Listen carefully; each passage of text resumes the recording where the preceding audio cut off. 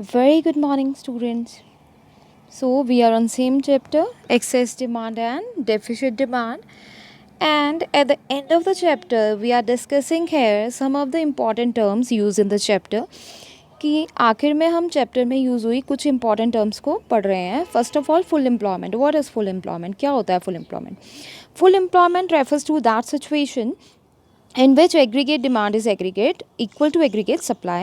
It means that situation at which aggregate demand is equal to aggregate supply and those who are able to work and willing to work are getting work is called full employment. जो लोग काम करने के लिए लायक हैं और जो willing है काम करने के, अगर उन सबको वर्क अवेलेबल है एग्जिस्टिंग वेज रेट पे, तो उसको बोलेंगे full employment. Full employment does not mean that there is no unemployment in an economy. Unemployment also exists at full employment level because of voluntary unemployment. कि full employment level का मतलब ये नहीं है कि सभी लोग इकॉनमी में अनएम्प्लॉयड है.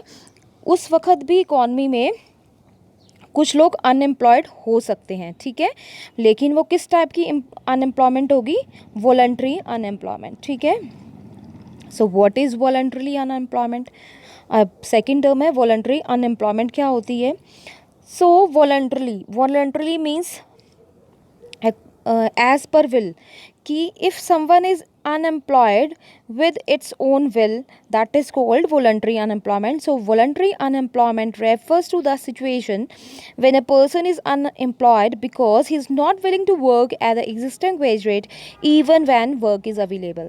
कि काम उसके लिए मार्केट में अवेलेबल है but the wages are so low that person is not ready to work on that wages. कि वेजेस बहुत ही ज़्यादा कम है इसलिए वो पर्सन काम करने के लिए तैयार नहीं है. That is called voluntary unemployment, right. Suppose if the market wage rate, ठीक है, मार्केट में एक MBA होल्डर के लिए इंडस्ट्रीज़ में 8,000 पर मंथ सैलरी मिल रही है. Some of the qualified MBAs refuses to accept the job at 8,000 per month, ठीक है. कुछ ऐसे क्वालिफाइड MBAs हैं कि जो 8,000 के रेट पे वर्क करने के लिए तैयार नहीं है. तो this is called voluntary unemployment. And this is the third type of unemployment, involuntary unemployment. Involuntary unemployment refers to that situation in which all able and willing persons to work at existing wage rate but do not get work, that are called involuntary unemployment. That means that situation in which all the able and willing persons who are able to work, who are willing to work at existing wage rate, but if they did not get work, if they did not find work, this is called involuntary unemployment. After that, we are also discussing some of the important terms like what is excess demand. So when in an economy aggregate demand exceed aggregate supply at full employment level, this is said to be excess demand. कि जब economy में aggregate demand aggregate supply से ज़्यादा हो जाए full employment level पे, तो उसको बोलते हैं हम excess demand, right. Next is inflationary gap. So inflationary gap showing excess of current aggregate demand, कि वो शो करता है कि aggregate demand and aggregate supply at the level of full employment. कि एग्रीगेट डिमांड एग्रीगेट सप्लाई से full employment level पे कितनी ज़्यादा है, ठीक है. गैप शो करता है दोनों का. किस किस का गैप? एग्रीगेट डिमांड का और एग्रीगेट सप्लाई का gap. This is called inflationary gap. And inflation word means continuous rise in prices. Inflation word का मतलब होता है कि अगर प्राइसेस कॉन्टिन्यू बढ़ते रहें तो उसको बोलते हैं हम inflation. Next is deficit demand. So when in an economy aggregate demand falls short of aggregate supply at full employment level, the demand is said to be deficit demand. कि जब economy में एग्रीगेट डिमांड कम हो, किससे? Aggregate supply से full employment level पे, तो this demand is said to be a deficit demand. तो इस डिमांड को हम कौन सी डिमांड बोलेंगे? Deficit demand. क्योंकि फुल एम्प्लॉयमेंट लेवल के लिए हमें जितनी डिमांड चाहिए हमारी करंट डिमांड उससे कम है, right. This is called deficit demand. Now the next topic is deflationary gap. So it is the gap between deficit of current aggregate demand over aggregate supply at the level of full employment. कि full employment level के लिए जो difference है किस किस का? aggregate demand का और aggregate supply का same. It is called deflationary gap.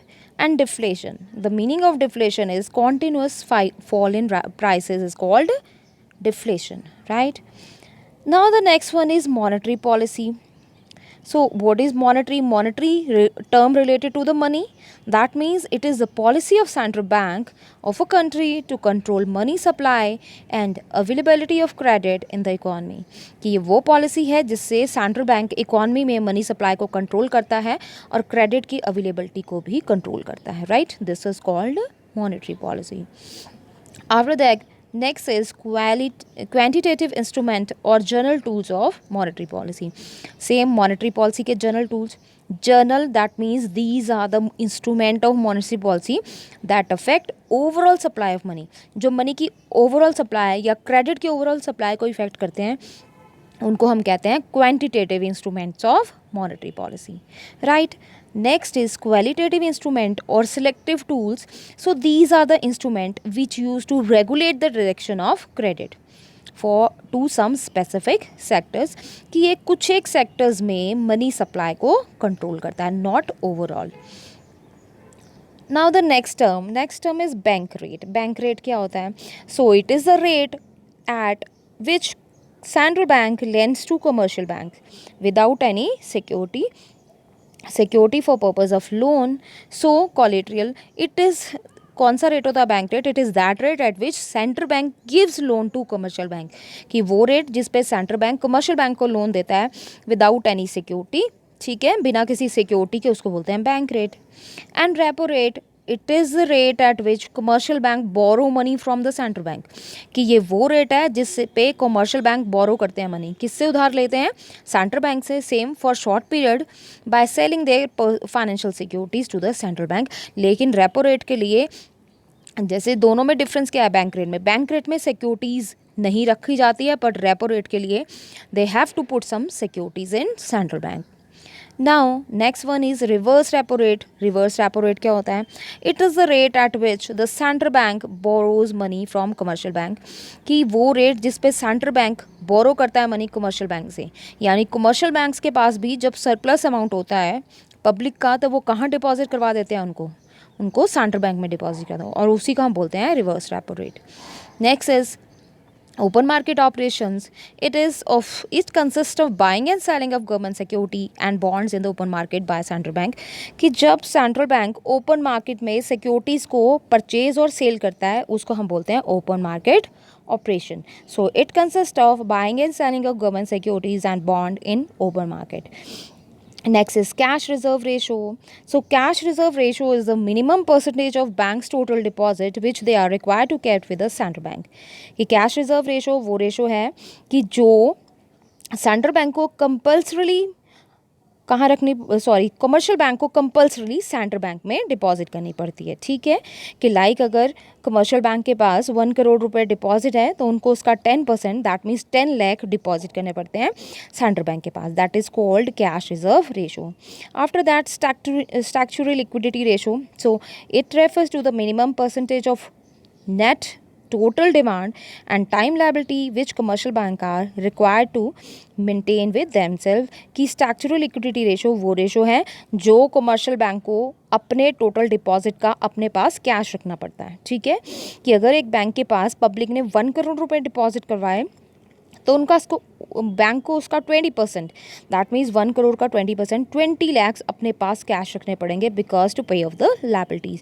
कि लोग अपना पैसा लेने कभी भी आ सकते हैं, सो उनको जो अपने पास कैश रखना पड़ता है that is called statutory liquidity ratio. After that margin requirement. Margin requirement is simple the difference between the security offered from loan and the loan granted. कि जो आपने सिक्योरिटी रखी है लोन के लिए और जो आपको वैल्यू ग्रांट हुई है लोन की, the difference between the two is called margin requirement. After that, moral suasion. It implies suasion, request, formal suggestion, advice, appeal by the central bank to commercial bank to cooperate with general monetary policy. कि central bank अगर दूसरे commercial bank को pursue करता है, request करता है, उनको advice देता है, अपील करता है कि वो मॉनेटरी पॉलिसी फॉलो करें सेंट्रल बैंक की, ठीक है, that is called moral suasion. After that selective credit control. In this method central bank give direction to the commercial bank not to give credit for certain purpose और give more credit for particular purpose. कि selective credit control में central bank ने advice किया है commercial bank को कि वो किस सेक्टर को लोन प्रोवाइड करें और किस सेक्टर को रिस्ट्रिक्टिव लोन यानी ना प्रोवाइड करें, right. After that next one is a physical policy, the expenditure and revenue policy taken by the general government to accomplish the desired results. कि जो that means the expenditure and revenue policy, कि जो government budget बनाकर revenue collect करती है public से और जो एक्सपेंडिचर करती है इकॉनमी में on social welfare, like roads बनाती है, डैम्स बनाती है, एजुकेशन पे खर्च करती है, हेल्थ पे खर्च करती है, that is called physical policy. After that full employment equilibrium. Full employment equilibrium क्या होता है? It refers to the situation where aggregate demand is aggregate supply. ये वो सिचुएशन है जहाँ पे एग्रीगेट डिमांड एग्रीगेट सप्लाई के इक्वल है, and all those who are able to work and willing to work are getting work. जितने भी लोग एबल हैं वर्क के लिए और जितना विलिंग है उनको सबको अगर जॉब मिल जाती है, that is called full employment equilibrium. Next is voluntarily unemployment. It refers to that situation when a person is unemployed because he is not willing to work at the existing wage rate. कि अगर कोई person खुद अपने आप existing wage rate पे work नहीं करना चाह रहा है, that is called voluntarily unemployment. Even work is available. And last one is involuntary unemployment. Refers to that situation in which all able and willing persons to work at existing work rate but do not find work. So thank you. In this way, the entire chapter of excess demand and deficit demand is completed. So you all will revise the chapter carefully.